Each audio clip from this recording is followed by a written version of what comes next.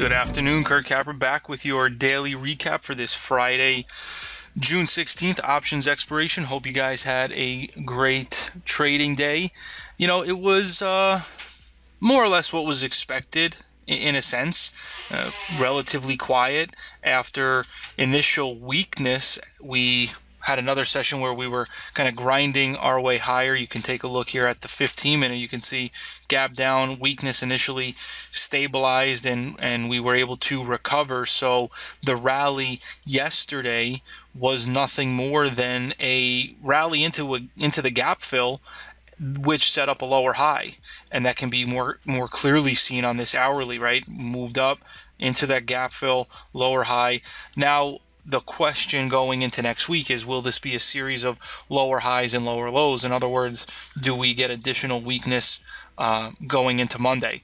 We'll have to see what happens over the weekend, etc. But overall, look, we're still in an uptrend. We still closed above the 21-day, which was a positive, right? We lost that during today's session, but we're able to come back up and reclaim it.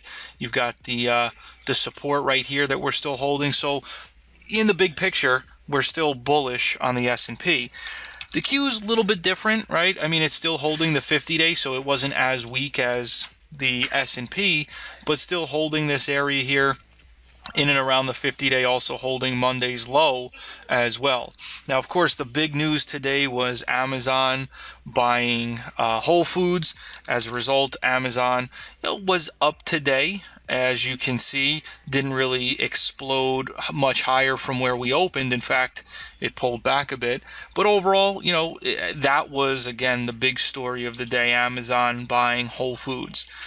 As far as other sectors go, oil did get a little bit of a bounce, and as a result, energy, XLE, was also strong.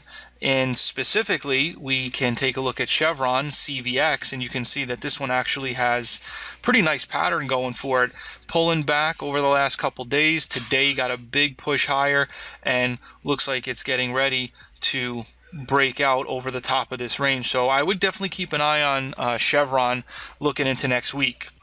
As far as other sectors, IBB really didn't do a whole heck of a lot, still just stuck in this range. Same thing with the financials. XLF here didn't do much. It was a quiet session, but still above the 8 and 21 day, so constructive in that regard. As far as individual names, I mean, not much doing here for JP Morgan. Goldman also not doing a whole heck of a lot.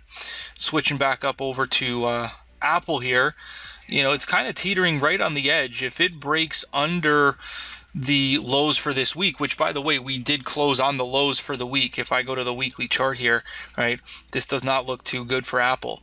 Two down weeks and closing on the lows, although right into the 21-day and some support. So, some silver lining there, but we'll see how it's being reacted to. The fact it did not get much of a bounce suggests additional weakness may be on the table here. So definitely pay attention to that. Facebook holding its own, looks better than Apple, that's for sure. So we'll have to keep an eye on that, but really range bound. And Netflix, not too exciting there either. So, again, we'll have to see how things play out as we get ready for next week's trading. There are some clues or indications that we might need a bit more of a pullback, but at the same time, there are other indications that suggest otherwise. The Russell was actually able to close fairly well, although down on the day relative to where we closed yesterday, but still actually up for today's trading, right? We closed above where we opened today with regard to the Russell. So there are some positive signs there.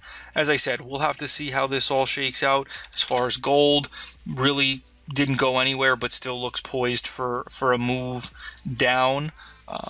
Again, we'll see how it all plays out, but enjoy the weekend, rest up, get ready for next week, and we'll see what is in store for us. So until then, have a great day, and we'll talk to you soon.